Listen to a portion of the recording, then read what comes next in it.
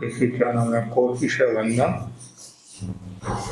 युग प्रदान आचार्य श्री महासमुनि के चरणों में कोटि से वंदन। मुनिवृंद, उपस्थित धर्म प्रेमी भाई बहनों, दैनिक प्रवचन के अंतर्गत आज का विषय है सत्संगत का क्या महत्व है। 10वें गाली सूत्र की सुक्ति है, यही संथवन कुज्जा कुज्जा साहुहिं संथवम। गृहस्थों का परिचय नहीं करे, संतों का परिचय करे। जीवन निर्माण में सत्संगत की बहुत बड़ी भूमिका रहती है। व्यक्ति जैसी संगति करता है वैसा ही उसको फल मिल जाता है। अच्छी संगति करता है तो उसका विकास होता है, जीवन को आलोकित करता है, जीवन को सुंदर व निर्मल बना देता है। अच्छी संगति नहीं करता है तो जीवन में अंधकार छा जाता है, मिथ्यात्व आ जाता है, दुर्गति में चला जाता है और नाना प्रकार की समस्याओं को जन्म देता है। इसलिए ज्ञानी जन कहते हैं सत्संगत करो, अच्छे लोगों के पास बैठो, सज्जन लोगों के पास बैठो, गृहस्थों का परिचय न करो, आत्मा की जनों का परिचय करो। संसारी जीवों का परिचय करने से उपाधि बढ़ेगी और संयमी जीवों का परिचय करने से समाधि मिलेगी। संसारी जीवों का परिचय करने से संसार बढ़ेगा और जो संयमी जीवों का परिचय करने से संसार घटेगा, मतलब बढ़ेगा और घटेगा। इसलिए हमेशा ये भावना भाव कि मैं सज्जन लोगों के पास बैठूं, अच्छे लोगों के पास बैठूं और सत्संगत का जो महत्व है उसको मैं समझूं। जिन्होंने भी सत्संगत के महत्व को समझा है उन्होंने अपनी आत्मा का ऊर्ध्वारोहण किया है, आत्मा का विकास किया है। चाहे आप अर्जुन माली की घटना ले लो, चंद्रकोशी की घटना ले लो, चिलाती पुत्र की घटना ले लो, डिस्प्रहरी की घटना ले लो, अंगुली मार की घटना ले लो, नारायण दास सिंधी की घटना ले लो। ऐसी एक नहीं अनेक घटनाएं हैं जिन्होंने भी सच्चे मन से सत्संगत की है, सच्चे मन से सत्संगत के महत्व को समझा है, उनका जीवन सुधरा है। प्रश्न खड़ा होता है व्यक्ति सत्संगत क्यों नहीं कर पाता है। आप कहेंगे उनके पास समय नहीं है इसलिए नहीं कर पाते। समय खूब है, आपको जहां जाना है संभवतः एक भी कार्यक्रम आप छोड़ते नहीं हैं, एक छोड़ते हैं। संतों का ठिकाना महाराज में तैयार होगी थी, रवाना भी होगी, बरसात शुरू होगी और मैं रुक गई। मेरे मन में आया कोई फंक्शन होता, होटल बुकिंग होती तो क्या तू छोड़ती कि नहीं महाराज 1 लाख रुपया खर्चा किया है, वो ऐसे ही जाता है, बड़ी मुश्किल से कमाते हैं, उसके प्रति आकर्षण। अब प्रश्न है सत्संगत क्यों नहीं कर पाता। उसके 3 बड़े कारण हैं, अज्ञान, मोह और कषाय। अज्ञान के कारण व्यक्ति सत्संगत कर नहीं पाता है। कुछ लोग ऐसे होते हैं कि हम तो मरा से भी ज्यादा ज्ञानी हैं, महाराज को जितना बोलना आता है उनसे तो हम सवाया बोलते हैं, और महाराज की भीड़ से हमारी भीड़ में लोग ज्यादा आते हैं और हमारा नाम भी बहुत प्रसिद्ध है, फेमस है।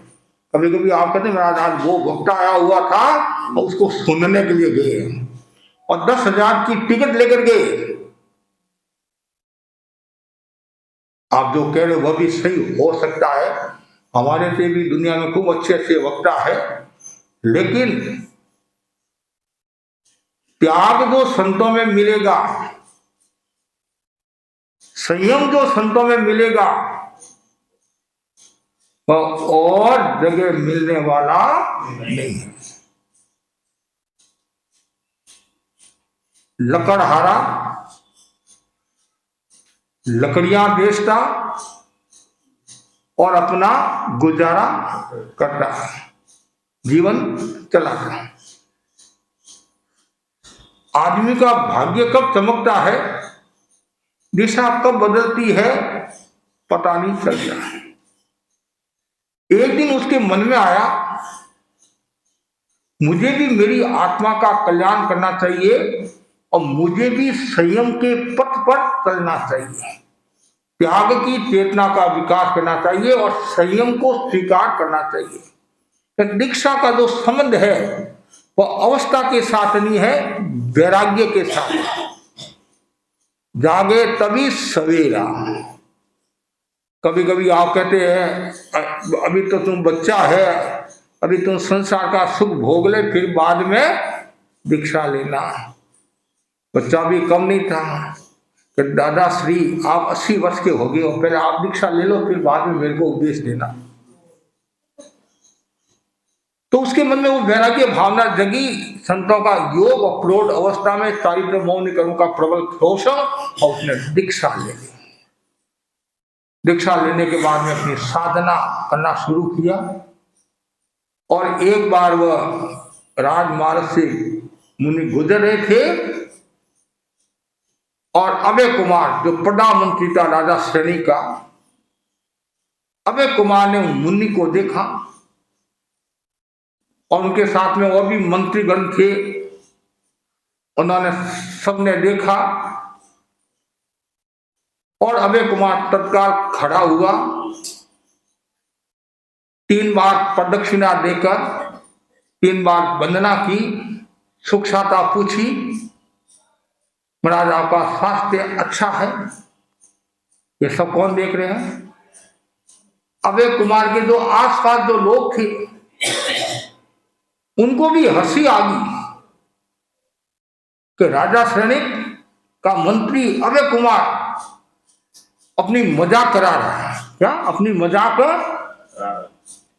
कल तक का ये लकड़हारा, लकड़ियां बेचने वाला, और आज हाथ जोड़े।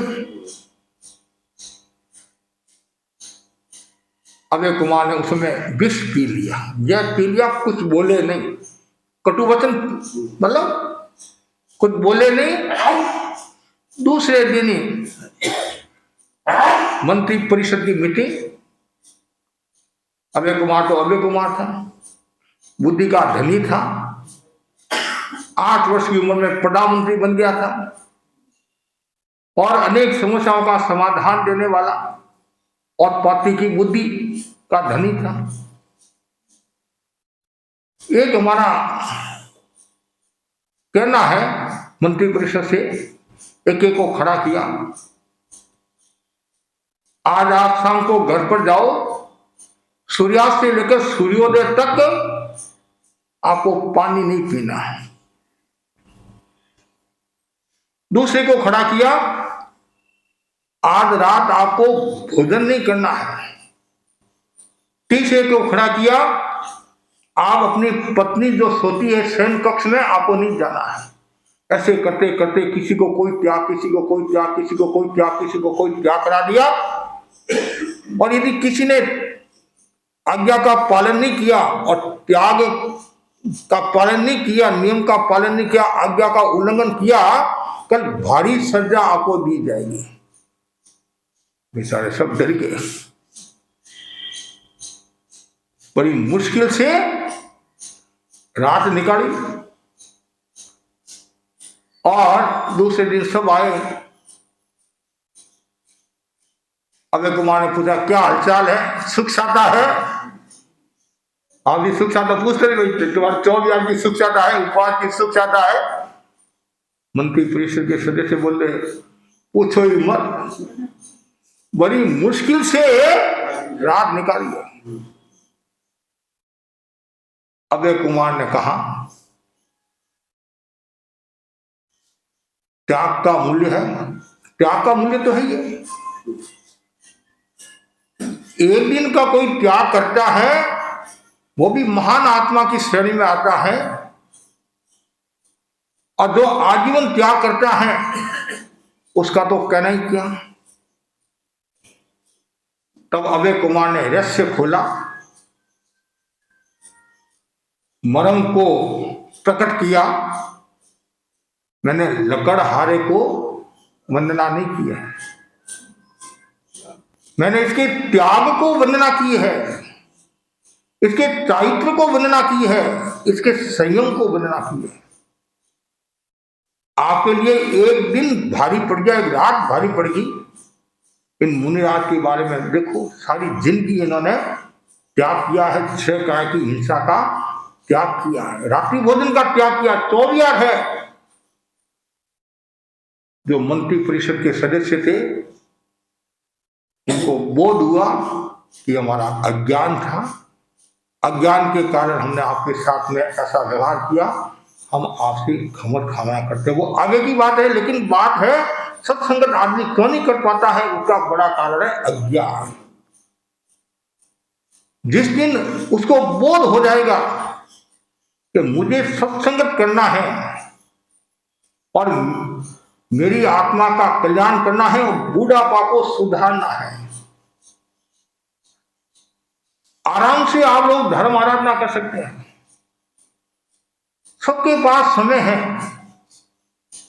24 घंटा सबके पास है। और 25 घंटा हो जाएगी तो और दुखी हो जाओगे आप। 24 घंटा का भी आप मैनेजमेंट कर नहीं पाते हो तो और घंटा बढ़ गया तो क्या हाल होगा। अज्ञान, अज्ञानम खलु कष्टम, अज्ञान कष्ट देने वाला, पीड़ा देने वाला है और संसार में परिभ्रमण कराने वाला है। अज्ञान को छोड़ो और जीवन को मोड़ो, तो यह अज्ञान बाधक तत्व है।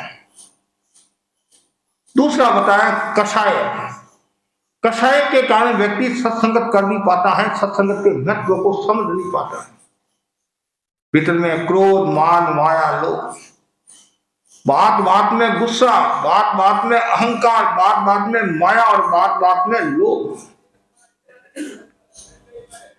परिवार वाले भी कहते हैं कि थोड़ी माला फेर ले, जैसे माला का नाम लिया आया देवता, तू मेरे को उपदेश देती है, मेरी इच्छा होगी तो मैं माला फेरूंगा। आज वर्तमान में जब हम सुनते हैं महाराज, किसी को कहने की हमारी ताकत नहीं है। पहले जितना हम कह सकते थे आज कह नहीं पाते हैं। कब देवता आ जाए, कब कोई कुछ घटना घट जाए, कुछ भी नहीं कर सकते। तो कषाय के कारण व्यक्ति सत्संगत कर नहीं पाता है, क्रोध, मान, माया, लोभ। और कषाय सबसे खतरनाक है, संबंधों को बिगाड़ने वाला है, विकृति पैदा करने वाला है। इसलिए ज्ञानी जनों ने कषाय को अग्नि कहा है। अग्नि, अग्नि कहा है, सब अग्नि जैसे सबको स्वाह कर लेती है और कषाय भी सबको स्वाह कर लेता है। अग्नि तो एक बार मारती है और कषाय जैसी अग्नि जीव को बार बार मारती रहती है। न जाने कितने जन्म करा रहा है ये कषाय। अनादिकाल से हम संसार में परिभ्रमण कर रहे हैं। कारण कषाय, कर्म, राग, देश। एक शब्द में कहे तो कर्म, 2 शब्द में कहे तो राग, देश, और 4 शब्द में कहे तो क्रोध, मान, माया, लोभ। क्रोध, मान द्वेष की संज्ञा में, माया और लोभ राग की संज्ञा में। क्रोध, मान दिखाई देता है, लोभ थोड़ा दिखाई देता है और माया तो दिखाई नहीं देती है। दोनों माया खतरनाक है। ये माया भी खतरनाक है और भीतर की माया भी खतरनाक है। आदमी बोलता कितना मीठा है, मुख मीठा खोटा हिया, गूंथे जीवा पास, तात जीवा ने जान दो निश्चय नरकावास। मोहनलाल जी स्वामी फरमाते थे, मुख मीठा खोटा हिया। मुख पर तो बहुत मीठा बोलता, पधारो सा पधारो सा पधारो सा, विराजो सा विराजो सा। अब खोटा हिया, हृदय अशुद्ध, हृदय में पाप, मुख मीठा खोटा हिया। गूंथे जीवा पास, और वो पास गूंथता रहता है, मतलब मकड़ी जैसे जाड़ा बुनती नहीं मकड़ी, तो वैसी वह जीव गूंथता रहता है। तात जीवा ने जान दो निश्चय नरका वास। बड़े संत फरमाते नहीं, मिठो मिठो बोले गणो ग्राहकारे सामने हो, ग्राहकारे सामने। ताकड़ी में तो ले जाना, भूल जावे राम ने हो, भूल जावे राम ने हो, भूल जावे। ओ कलमन को तले बार बनावे, कीर्तन रो पल रो भरोसो नहीं, कीर्तन रो पल रो भरोसो नहीं। चाहे तो इतरावे, क्यों दोष कर्म कमावे। कद दिवलो बुझ जावे, कीर्तन रो भल रो भरोसो नहीं, कीर्तन रो भरोसा नहीं। आदमी कितना मीठा बोलता है, प्यार से बोलता है, लेकिन हर कोई व्यक्ति समझ नहीं पाता है। तो मार खाता है तब उसके समझ में आती है, इसने तो मेरे साथ में धोखा किया है, मेरे को बेवकूफ बनाया है और मेरे साथ में ठगी की है। ये माया कि कभी छाया नहीं पड़े, छाया पड़ती व्यक्ति का नुकसान शुरू हो जाएगा। बार बार भावना भाव, मेरे भीतर माया नहीं आए। जब तक माया है व्यक्ति धर्म में प्रवेश कर नहीं पाता है। गौतम स्वामी ने भगवान वायु से प्रश्न किया, बनते धर्म का निवास कहाँ है? भगवान ने कितना सुंदर कहा, सोई उद्दुए भूये से धम्मो शुद्ध से चित्त। जिसका हृदय सरल होता है वहां धर्म का निवास होता है। गौतम स्वामी जैसे महान आत्मा, महाज्ञानी, महायोगी, महाउपकारी आत्मा कितनी सरल थी। यदि उनकी आत्मा सरल नहीं होती तो आनंद श्रावक से खमत खावना करने के लिए नहीं जाते। चार ज्ञान के धनी जो अंतःकरण से खमत खावना करता है, और अंतःकरण से खमत खावना कौन करेगा? जिसकी आत्मा सरल है, रिजु है। ऊपर से तो आप बोलते हो खमजो खमजो, अब भीतर से बोलते हो मरजो मरजो। महाराज आपको पता है, आप कहते खमत खावना कर, मैं तो इसको देखते ही मेरे मन में नजर क्या भाव आते हैं, और आप कहते खमत खावना कर। आचार्य महाप्रज्ञ जी के पास में एक नेता आए और आचार्य श्री ने शांति का उपदेश दिया कि महाराज आप शांति की बात करते हो, पड़ोसी देश के बारे में सुनते हैं तो आग आग हो जाते हैं। मतलब उन्होंने, मैं किसी देश का नाम नहीं लूंगा, कहने मतलब आग आग हो जाते हैं। आप कहते हैं शांति, और शांति उनको देश के साथ में शांति रखे, उनको तो पानी पिलाना है, ऐसा करना वो करना, मतलब भीतर में वो आग। इन ज्ञानी जन कहते हैं ऐसा भाव मत रखो। आज नहीं कल जाना है।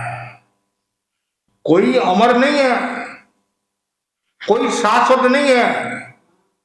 और आप यदि ये दुर्भाव रखोगे, अर्ध ध्यान का भाव रखोगे, रुद्र ध्यान का भाव रखोगे, आयुष्य का बंधन हो गया, दुर्गति में जाना पड़ेगा। उसमें कोई सगे संबंधी आपको तारने के लिए नहीं आएंगे।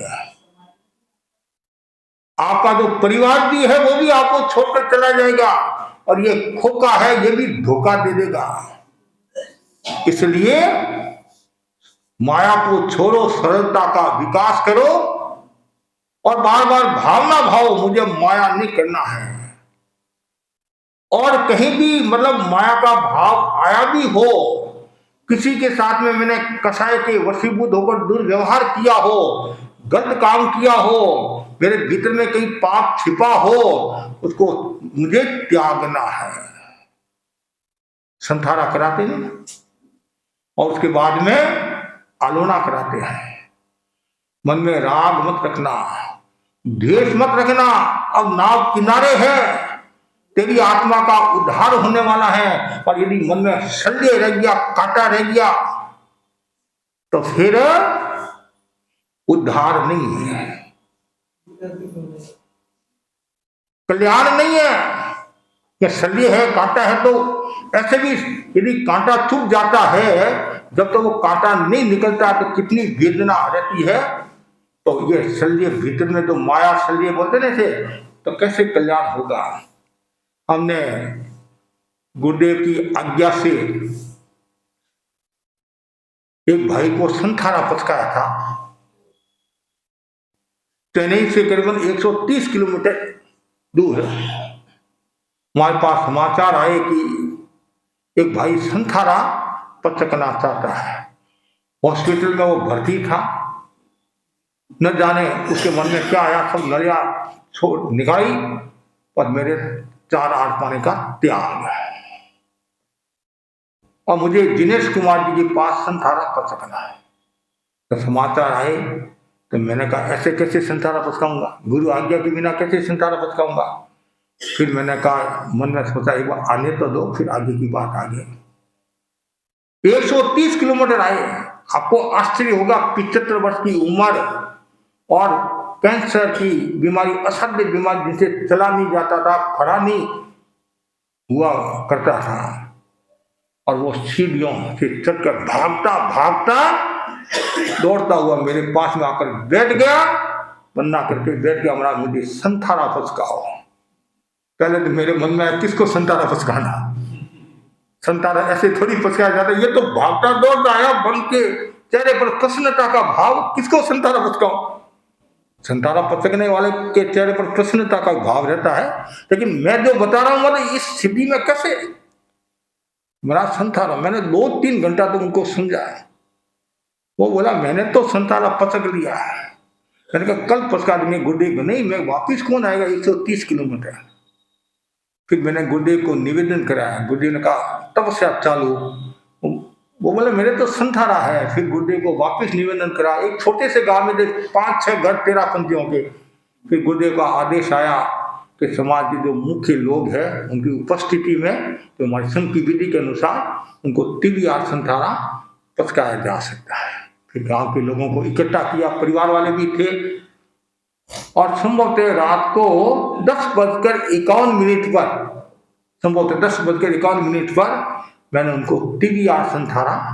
वो बोले मेरे 24 मैंने कहा मेरे को आदेश तिबियार का है और आपके 24 है। आप रोजाना एक दिन ऐसे पचकते जाओ, मतलब पचकते जाओ। यहां तक तो ठीक, संथारा पचका दिया। अब मेरे मन में आया इसको दीक्षा दे दे। दीक्षा, ये मौका है, मौके पर चौका लगा दो, सेवा का अवसर मिलेगा। गुरु की आज्ञा होगी, नियम तो गुरु की आज्ञा। मैंने कहा दीक्षा लेना। तो दीक्षा ऐसी थोड़ी आती है, दीक्षा ऐसी थोड़ी आती है। तो मैंने बात को छोड़ दिया। और अब जाने में मेरे को तो टाइम लगेगा। फिर मैंने परिवार वालों को कहा, समणी जी कर्नाटक में विराज रहे हैं, शील प्रज्ञा जी, अब तो साधु जी बन के यशोधरा जी सेवा में है, उनको आप गुरुदेव को निवेदन करा दो। महाप्रज्ञा जी थे उस समय, और महाप्रभु जी ने कृपा कराई और सुमनी जी को दे रहे। अब वो रोजाना उनको प्रेरणा दे रहे हैं, दीक्षा ले लो, दीक्षा ले लो, दीक्षा मौका है दीक्षा। अब वो मना करे मना करे मना करे। अचानक एक दिन उन्होंने कहा महाराज सुमनी जी अब मैं दीक्षा ले सकता हूँ, अब मैं दीक्षा ले सकता हूँ। सुमनी जी भी देखते रहे कि इतने दिन तो मना करे थे और आज अचानक कि महाराज इतने दिन तक मेरे भीतर में शल्य था, कांटा था, जो भी राग देश का जो कांटा था, शल्य था, और वो मेरा सब निकल गया है। जो भी कोई लेन देन का कुछ थोड़ा कुछ होगा शायद वो सब अब मैं अब गुरुदेव का देखो ये योग की बात है। गुरुदेव ने भी हमारे को पूछा या नहीं, जब दो ही संत थे तो भाई संतारा 2 महीना भी चल सकता है, 3 महीना भी चल सकता है, क्या पता है संतारा। लेकिन गुरु का विश्वास, गुरु की कृपा, और गुरुदेव ने फरमाया, महाप्रभु जी का आदेश आया। मुनि दिनेश कुमार जी टंडियार पेट पहुंचे, चेन्नई में टंडियार पेट एरिया, जैसे साहूकार पेट है वैसे टंडियार पेट एरिया में पहुंचे। और हम लंबे लंबे यार करके करीबन 4 दिन में, 4.5 दिन में 110 किलोमीटर का व्यार करके अब कल पहुंचने वाले हैं। और पहले दिन परिवार वाले आए, महाराज आज ही आपको पधारना है, स्थिति डाउन है। मैंने कहा थोड़ी देर पहले कह देते तो मैं पहुंच जाता, अब तो समय भी नहीं, इतना टाइम भी नहीं है। मेरे मन में कहीं लुढ़क नहीं जाए, घुड़क नहीं जाए, मतलब इतनी दूर से आए हैं। और फिर मैंने सुमनी जी को याद किया, सुमनी जी को पूछा, याद किया, सुमनी जी ऐसी बात नहीं है कि आप कल आराम से, कल हम पहुंचे चेन्नई, आपको आश्चर्य है 500 भाई बहन जुलूस में है। मेरा कोई परिचय नहीं, वो केसरिया परिधान में बहन है, महिला मंडल के वेश में है, और इतना जुलूस। मैंने कहा पहले व्याख्यान देना चाहिए, फिर बाद में दर्शन देना चाहिए। फर्स्ट इंप्रेशन लास्ट इंप्रेशन बोलते ना। परिषद भी थी, कोई भी नहीं, आपकी दुकान में यदि ग्राहक ज्यादा होते तो आपका मन खुश रहता नहीं, खुश रहता है। तो इतनी परिषद, और वहां सभा भवन तो था नहीं, महावीर भवन था, थानावासियों का महावीर भवन। तो वहां हमने प्रवेश किया, व्याख्यान दिया।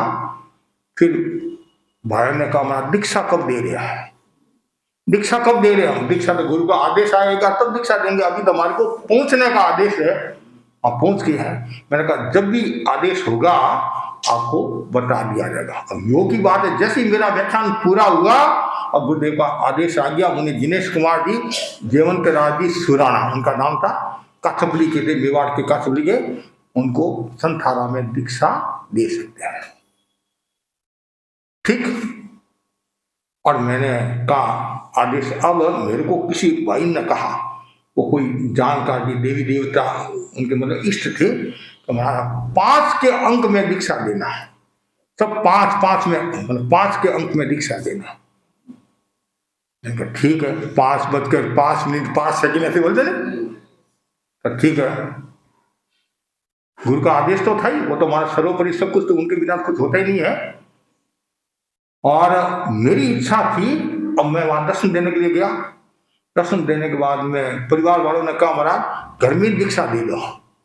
अरे घर में दीक्षा नहीं होगी, दीक्षा के बाद में आपका कोई संबंध नहीं है, और सैकड़ों लोग आएंगे, दीक्षा के कार्यक्रम में भी सैकड़ों लोग आएंगे, और ऐसे भी सैकड़ों लोग आएंगे। क्यों? संथारा में, और संथारा में फिर दीक्षा है, उसका एक और अलग मूल्य होता है। दीक्षा तो यानी होगी, दीक्षा तो दूसरी जगह होगी, दूसरी जगह दीक्षा। और मेरी इच्छा थी दूसरे दिन दीक्षा देने की, ताकि क्या है, दक्षिण के लोग बार बार जगह जगह से फोन आ रहे हैं कि महाराज दीक्षा कब दे रहे हो, दीक्षा कब दे रहे हो। जब तक आदेश नहीं आया था, तो लोगों ने सुन तो लिया नहीं, महाराज को आदेश हुआ है। कुछ लोग हमारे एडवांस भी होते हैं कि 24 संतान पचकाया और फिर आता है सीट गया, तो एडवांस भी, मतलब ये नहीं, दूसरी बात बता रहा हूँ ऐसे। तो फिर मैंने कहा ठीक है, फिर चिंतन मनन करके कहा लोगों का बात, दूसरे दिन आप दीक्षा दे, लेकिन वो पंडाल बनाने में टाइम लगेगा, 20,000 लोगों के लिए तो पंडाल में तो मैं जैसे आप समाज की जैसी सुविधा हो, तो फिर वहाँ एक मांडो गार्डन था, बहुत बड़ा गार्डन था, वहाँ हमने प्रवचन किया। और ठीक है, आपको आश्चर्य होगा, हमने कहा शाम को दीक्षा देने का भाव, तो टाइम थोड़ा ही था, टाइम थोड़ा ही था। और फिर और वो दिन भी अच्छा था, भगवान ईश्वर से संबंधित चैत्र कृष्णा अष्टमी का दिन, अष्टमी का दीक्षा, उपवास, तपस्या, वो जो भी। मैंने कहा ठीक है, गुरुदेव की आज्ञा से आज ही दीक्षा देने का भाव है।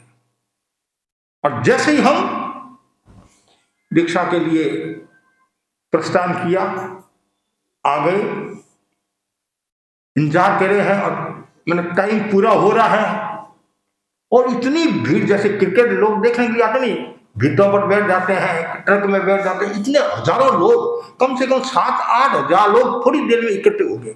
और वो जो धोबीपेट एरिया था, टंडियापेट एरिया था, उधर जैन समाज के लोग भी खूब थे, और इनका परिचय भी खूब था। ये त्यागी बैरागी भी थे, और आचार्य की बहुत सेवा करते थे, बाप बेटा दोनों ही आचार्य की भी खूब सेवा करते थे, बहुत सेवा करते थे। इतने लोग आए, और अब वो जहां से रवाना हुए घर से, जिधर से जाए सब भीड़ ही भीड़। आए कहां से, बड़ी मुश्किल से प्रवेश किया गार्डन में, और वो ऐसे हो गए। मैं कहा वही कुछ नहीं हो जाए, वो भीड़ के कारण फिर आए, फिर गुरुदेव की आज्ञा से दीक्षा दी, दीक्षा पचका दी उनको। मैंने कहा इन्होंने स्वीकार किए कि नहीं किए। लोग भी तो सब तरह के होते हैं, कोई लठधारी, कोई मठधारी, किसी ने 5 इंद्रियों गस मारी, कहते कबीर सुनो भाई साधो खोपड़ी खोपड़ी मत न्यारी, कि महाराज ने ऐसी दीक्षा दे दी, उन्होंने सदी तो है नहीं है, और ऐसी दीक्षा अपने नाम के लिए दीक्षा दे दी। सब तरह के लोग होते हैं। मैंने कहा आपको हमने दीक्षा पचकाई है, आपने स्वीकार की नहीं, सदी हो तो आपको आश्चर्य होगा, दोनों हाथ इतने जोर से किए, ऐसे इतने जोर से किए, मैं तो देखता रह गया, इतना जोश था। खुदे की आज्ञा से दीक्षा संपन्न हो गई, शानदार कार्यक्रम हुआ, जिन शासन की प्रवाहना हुई, और चेन्नई के इतिहास में 13 पंक्ति पहली दीक्षा हुई। आचार्य का भी वहां चातुर्मास हुआ, गुरुदेव तुलसी का, लेकिन चेन्नई में दीक्षा नहीं हुई, दूसरे क्षेत्र में दीक्षा हुई थी। अब दीक्षा, मैंने कहा अब उनको, अब हमारे अंडर में आ गए, और सभा भवन में उनको ले जाना। और मैं और परमानी हम 2 थे। मैंने कहा ठीक है, वो हॉस्पिटल में होती ना, वो क्या बोलते हैं, व्हील चेयर नहीं, दूसरी स्टेशन, हाँ वो उसमें, हाँ और उसमें सुलाकर लेकर चले जाएंगे। दुबले पतले हैं, लेकिन आपको आश्चर्य होगा, उठाना भारी पड़ गया। दुबले पतले पहले घी खाया हुआ था, मजबूत थे वो, बड़ी मुश्किल से उनको ऊपर, सीढ़ियां भी खूब थी। एक बार तो तकलीफ हुई, तकलीफ क्या मतलब, थोड़ा जोर लगा, और फिर हम ऊपर लेकर आ गए। 5 दिन तक साधु पढ़ा, मतलब 11वें दिन, सन 18 के 11वें दिन हमने उनको दीक्षा दी गुरुदेव की आज्ञा से, और 5 दिन का उनको ये सब साधु पढ़ाया। अब वापिस वही भाई आई, महाराज इनको बहुत ऊंचा जाना है, इनके भाव चढ़ाओ, क्योंकि ये तो बहुत शुद्ध है, कहीं भी कोई राग देश का भाव नहीं आ रहा। नहीं, उनको और ऊपर चढ़ाओ, और ऊपर चढ़ाओ। लेकिन जो शक्ति आ रही है वो वापिस जा रही है। कमरा था तो 2 दरवाजे थे ऐसे, इधर से शक्ति आई और बाहर चली जाती है।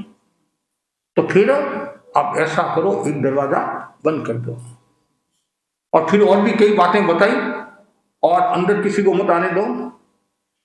तो मैंने कहा आयुष्य कितना है कि वो तो हम बता नहीं सकते, हमारी मर्यादा सीमा है। इतना आपको इशारा करते हैं कि जब सुगंध आने लग जाए, क्या, जब सुगंध आने लग जाए तो आज समझ लेना। ठीक जैसी बाई गई, थोड़ी देर के बाद सुगंध आ गई। मैंने परमानंद जी बात, सुगंध आ रही है कि कोई इत्र लगाकर आया होगा, कोई इत्र लगाकर आया होगा। तो इतना कह दिया, मैं भी सजग हो गया।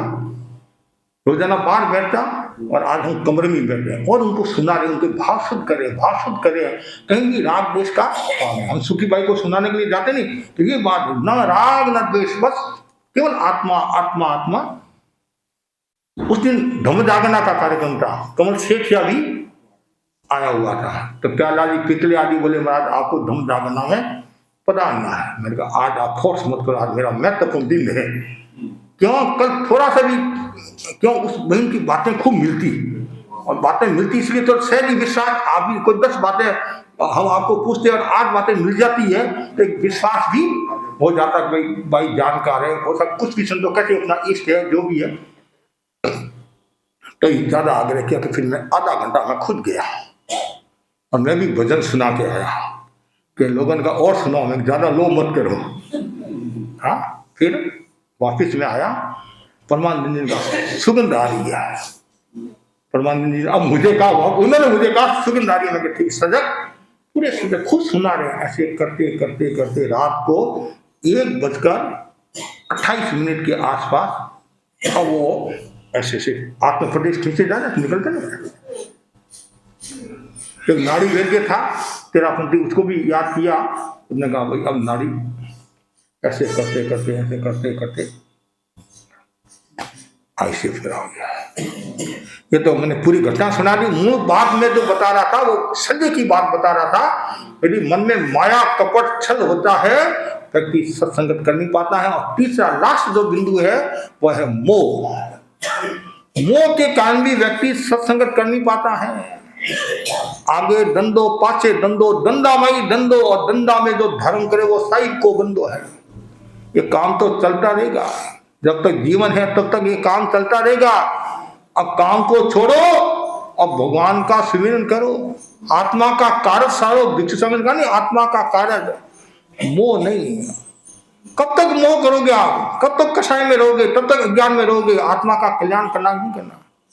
आप अज्ञान में रहोगे, कषाय में रहोगे, मोह में रहोगे, तो आत्मा का उत्थान कैसे होगा?